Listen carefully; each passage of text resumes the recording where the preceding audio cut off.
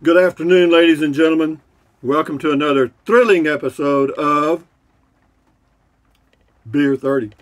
Here's to you, here's to me. Should we ever disagree, here's to...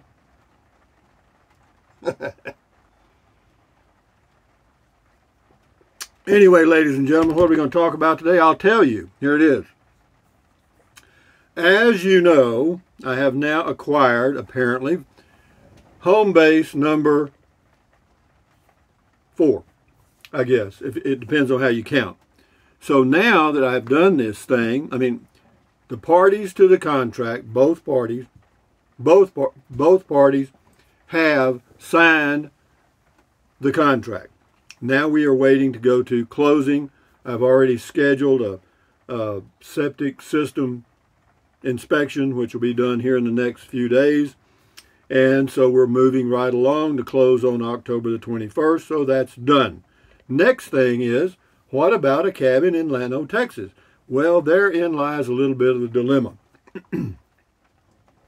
First part of the dilemma is, I don't know how much it's going to cost. Kind of hard to make a decision about that, isn't it? But I should know, hopefully in the next month, hopefully, and I'll be back in Texas and we'll see how that goes. Would I build a cabin if the price was right?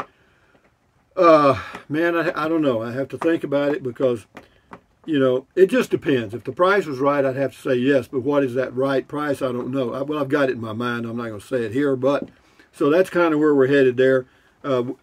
How would that work, having a cabin or a small home in Llano, Texas, and then having this here? As long as I have my health, I could drive the motorhome back and forth and do, say, 4 or 5 months in each 6 months, whatever, in each place, or go back and forth as I choose and use them as a spot to go to travel around that area. So that's kind of where that sits right now, is just... it's in the planning phase, I guess you would say, and but I thought about putting a cover over this RV or here on this property in Carrizozo, but to put a cover over this RV, it's about $6,000 now. It ain't chump change, So, will I do that? Well, I doubt it, and the reason is, what does that allow me to do? If I put a cover over it, well, it protects the motorhome. Well, I won't have the motorhome that long because, I've got a plan to age 80 to be kind of set, you know what I mean? And right now I'm 76, so we got about 4-year window to get some things done. And what would I like to have at age 80? Well, at age 80, ideally, I would have this little 2-car garage thing over here set up for a reasonably comfortable small home on the inside. In other words, I would fix it up, it'd be like a remodeling a garage, okay? Put in the plumbing and the electrical and all that stuff, put some windows in, make it livable and have that done. That would be one thing I'd like to get done. Why? Because I like it here.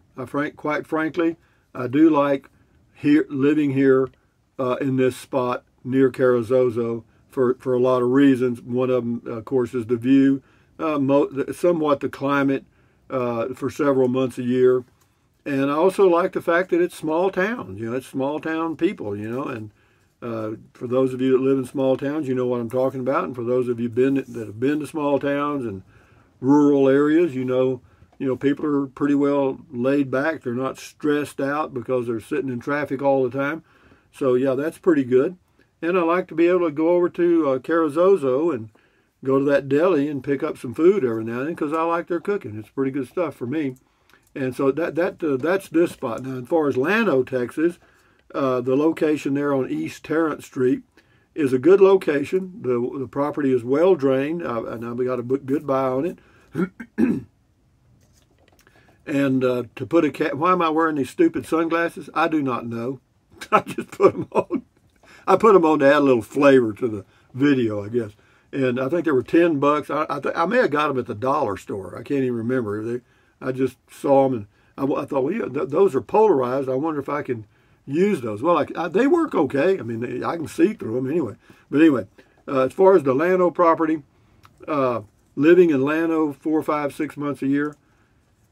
Yeah, it's a nice area. It's a small town. I think it would add a little flavor. And then what would I do?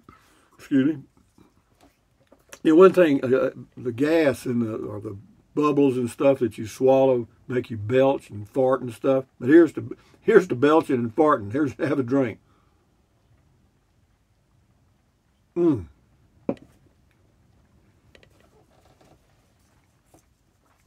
But having two home bases, the taxes, the utilities available and all that stuff, would cost me about $300 a month in that range. That includes taxes and the availability fees for the utilities. Yeah, because there's some of them, you can't really turn off the electric because then they nail you with a pretty good charge, turn it back on. Sometimes they charge you a big fee for turning water on and off, so I'll have to see how that works out. But I'm just guesstimating to have both of them usable all the time would cost me about $300 a month. And I might be able to cut that down a little bit. We'll see how that goes. But by the time, like next year, what I would like to have accomplished, if I can, and this is all just speculation on my part, it may not happen, is if I got Lucky, Lucky, you heard the joke about Lucky, the dog named Lucky? I know you have. He had 3 legs, 1 ear, no tail, and 1 eye. But he answered to the name of Lucky. Ta-da! Well, anyway, Lucky here. Yeah, the Llano lots that'd be a good home base. Then the plan would be after that to sell the motorhome. I wouldn't have an RV any longer. And at age 80, I think that'd be a good time for me to stop, stop, whoa, horse. And because, driving the motorhome is not difficult at all. It's much like a car. It's just a hell of a lot bigger, and so you have to be a little more careful, a little more aware. And I know that as you get older, things change, vision, physical, your reflexes and all that stuff. So I'm just planning ahead. But yeah, about age 80, I think I'll probably be through with driving an RV or towing an RV totally. And then I'll have a home base here in Carrizozo, this place, and then I'll have a home base possibly in Llano. Now, what if you don't build the cabin? What are you going to do? Well, I'm going to put a tent in the city park. I don't know, shit. It's if I don't build the cabin in Llano, then I would just have to live here year round. That's it. Would that be bad? Hell no. There's nothing wrong with this. The winters here are cold. Winters are cold everywhere. But believe it or not, people actually come from up north to this area to spend the winter. That's got to tell you something. It's not bad. So, yeah, we don't get the minus 10, 20, 30s here. They do. They occasionally get down to 0, but not often. Usually it's, in the 20s and that, kind of like Llano, Texas. But, so, yeah, then if that fell through, I couldn't do the cabin because of financial constraints, then I would probably just go with this. I mean, if I had to choose, go with one or the other, I would go with this. This would be my first choice. The cabin in Llano would be second. And then, but, you never know if I can put it together. Because, see, I won't get a mortgage loan. I talked to a loan officer at my local bank there in Kingsland, a real straight-out guy, just friendly as hell. And he's under no stress, you understand? He can actually tell you the truth. That's weird, isn't it, for bankers to be able to do that? But, yeah, he's straight up. He's just no country boy. He's got some land near Llano, Texas. Got him a little ranch or whatever. Anyway, he's a nice guy. He's in his, I don't know, probably early 40s maybe. And but anyway, talked to him, and at first we started off with getting a construction loan and then rolling it into a mortgage loan. That's for building the cabin, and then he was talking about, well, you got to pay for an appraisal fee and this. I said, hold on, man, hold everything. What other options we got? And I had mentioned earlier on in the conversation that I had an RV, a motorhome, and he said, well, how old's your motorhome? And I said, well, it's actually a 2021. And he said, well, we can loan you 80% of the value of that 2021 motorhome. And I thought, well, wait a minute. I said, well, what do you think? So he looked and did some numbers, and he said, well, we can loan you about this much. And I thought, well, hell, that'll cover the cost of building a cabin. But to get the best rate, which is 5 1/4, 5.25% for 6 years. Because if you go more on a loan like that, the interest rate starts to go up pretty quick because it's the risk factor they're looking at. But now on a mortgage loan, of course, you can get down to 2.75 in that range percent. But first of all, mortgage loan, they don't like to loan small amounts. They don't like to loan under 100,000. You know, they'd rather they'd rather loan you $1 million than 50 or 70,000. Okay.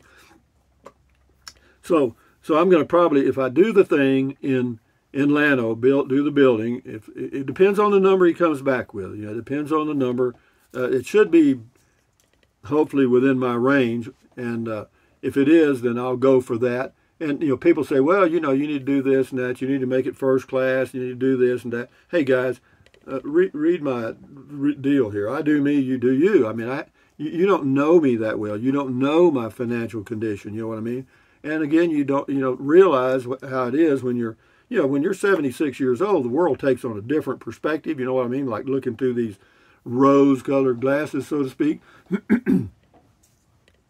So I will probably do the loan against the RV for a period of 6 years. But if I can, I'll pay it off quicker. And but yeah, it'd be like buying an expensive car, so to speak.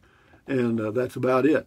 But yeah, if I could do that, that'd be fine. And I think I've mentioned how I'm going to do it. I'm going to have an RV hookup by the house, so if somebody comes to visit, which nobody will. The only one I'm thinking about is my son, and then me having the RV that I have now, having a place to park it with a full hookup, so that if I come and go for a couple or 3 years, then I'll have a place to park the RV that has a full hookup, particularly with water and electric, so that I can keep things,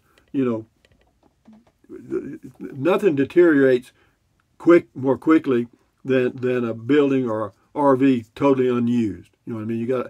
If you leave it plugged in, that helps.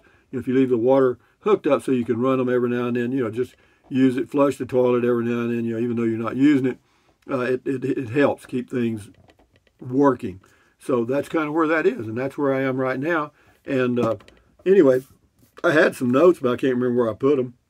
Anyway, but right now, it looks like that I have found a home here in Carrizozo that's probably going to be good for, month. You think?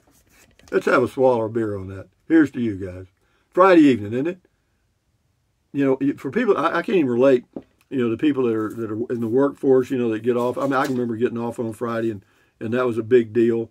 It's Friday night, go out and party and all that crap. But yeah, but anyway, so it is Friday night, and it is a time to chill out and have a cold toddy, or if you don't drink anything or anything with alcohol in it, that's fine. You do you, and I do me. So if you want to have a glass of water or a glass of tea or milk or whatever you want to do it. And if you want to smoke a blunt, just do it.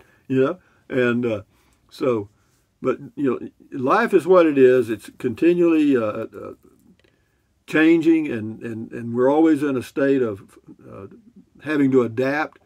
And so I'm adapting to the change. I mean, I have a plan in my mind through age 80, and then after age 80, then I would be in a car going back and forth for a few years. I remember a guy and this is the reason I'm thinking about this plan is because there was a guy, I used to do beer and wine tasting events at a grocery chain in Texas called HEB, and I did them once or twice a week, and I got to know this old guy. He was 88, and he had a brother, a little older, I think 90, that lived in Phoenix, Arizona. Well, from Marble Falls, Texas to Phoenix, Arizona is a pretty good drive, but he drove that twice a year because he liked the Phoenix climate in the winters, and then he'd come back to Texas in the summers, which I don't know was a really good idea or not, but he did.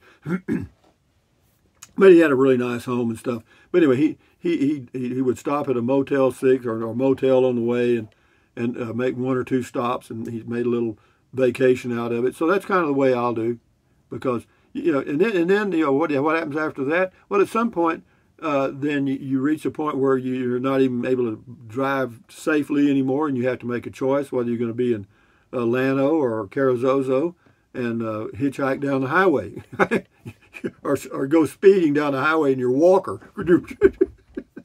Yeah, I guess can they give you a driving while using walker ticket? I mean, maybe they can. I don't know. Here's to you guys.